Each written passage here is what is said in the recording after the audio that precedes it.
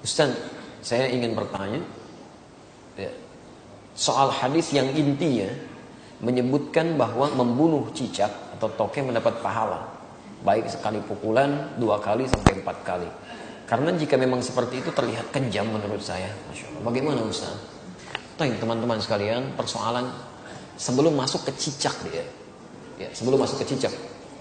Ada di hadis Muslim nomor hadis 2238 riwayat Sa'ad bin Abi Waqqas, termasuk nanti di Al-Bukhari nomor hadis 3359 riwayatnya Ummu Syuraik.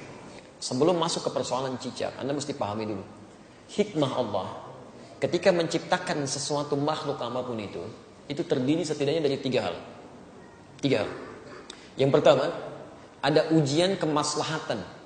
Di makhluk itu dicipta supaya kita mengambil maslahat kebaikannya aja dari situ. Seperti saat Allah menciptakan lebah misalnya. Allah ciptakan lebah, ya. Ketika diciptakan kan buat supaya kita ngambil madunya kan.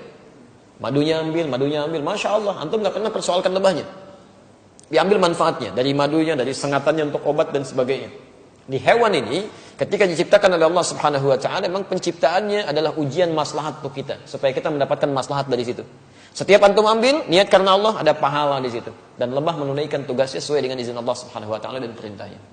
Kedua, ada sebagian yang diciptakan oleh Allah Subhanahu Wa Taala sebagai ujian yang menghadirkan madarat di situ, supaya kita mengetahui ada keburukan yang harus kita hindari.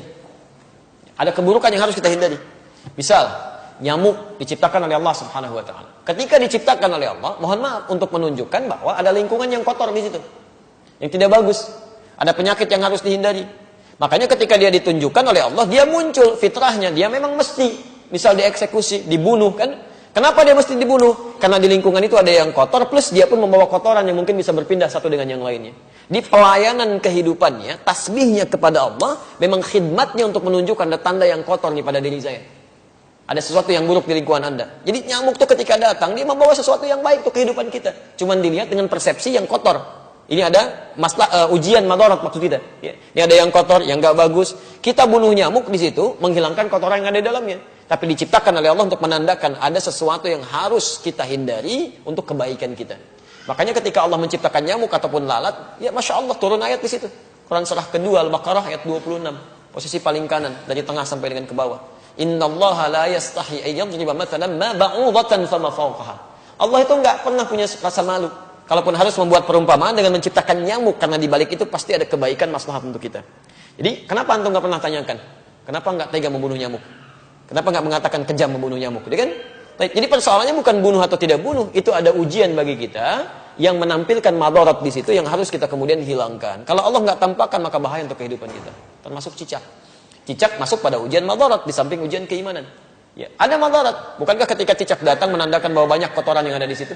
Ada bakteri E. coli yang dia bawa, ada kotoran-kotoran yang ada di sekitarnya. Yang dimakannya pun yang kotor juga. Apa makanan cicak?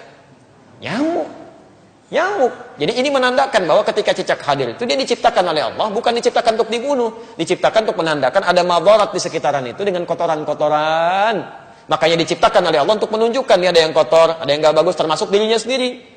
Maka Nabi menyampaikan riwayat Sa'ad bin Abi Waqqas, ya, qala anna Nabiy sallallahu alaihi wasallam, bahwa Nabi sallallahu alaihi wasallam amara qatlal waza', memerintahkan untuk membunuh cicak dan ada pahala di situ. Bunuhnya cicak itu seperti kita membunuh nyamuk untuk menunjukkan ada kotoran-kotoran di situ yang hikmahnya harus kita jauhkan. Memang diciptakan dia untuk menunjukkan itu, dan harus dibunuh dia. Harus dibunuh. Ketika Anda bunuh itu bukan cuma ada pahala di situ, tapi menghilangkan keburukan-keburukan yang mungkin muncul. Termasuk di situ mengusir keadaan-keadaan jin, karena jin senang di tempat yang kotor. Makanya saya bisa katakan kalau ada cicak tuh beberapa tempat, itu jin biasanya ada juga di situ. Karena senang di tempat-tempat yang kotor. Ya, senang di tempat-tempat yang kotor. Jelas di sini? Wasamma bi fuwaisiqa, dan Nabi menyebutnya dengan hewan fasik kecil. Hewan fasik kecil. Selain membawa kotoran, dia pernah juga meniup-niup api yang sedang membakar Nabi Ibrahim supaya semakin menyala.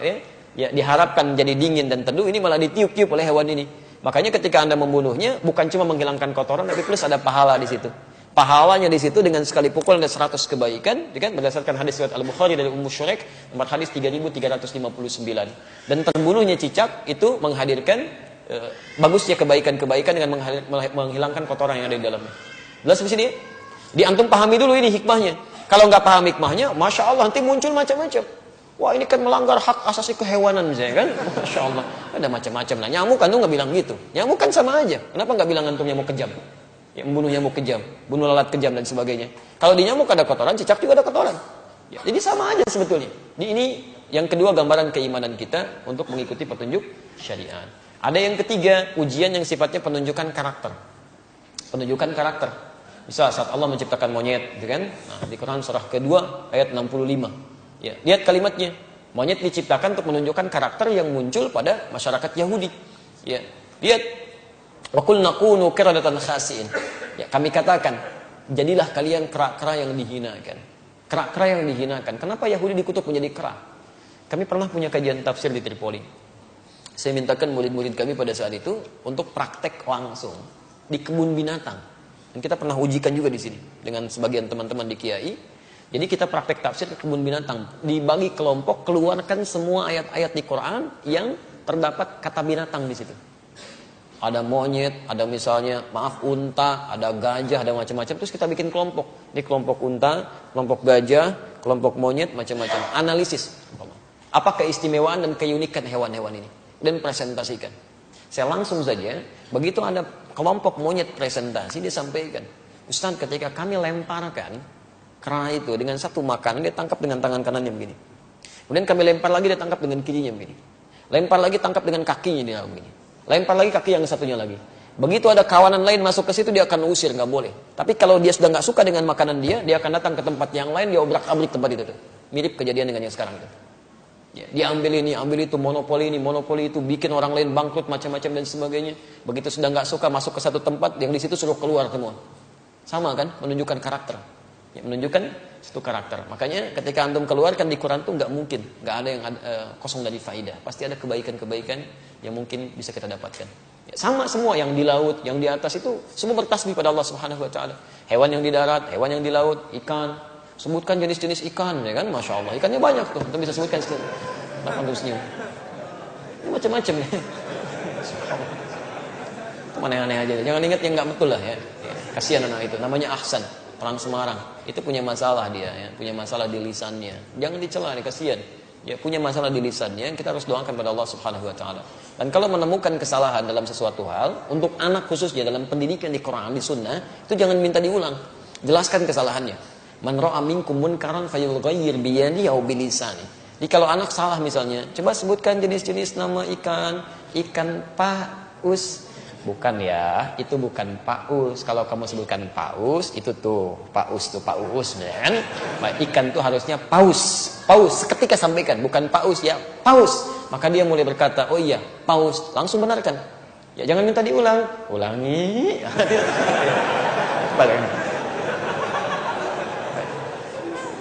Kita tidak berbicara yang lain ya. Ini dalam konteks kini tidak terkait dengan masalah-masalah yang muncul ya. Antum jangan pancing-pancing pertanyaan yang membuat resah nanti. Besok-besoknya jadi tersangkal ya kan. Semoga Allah rahmati kita semua. Baik.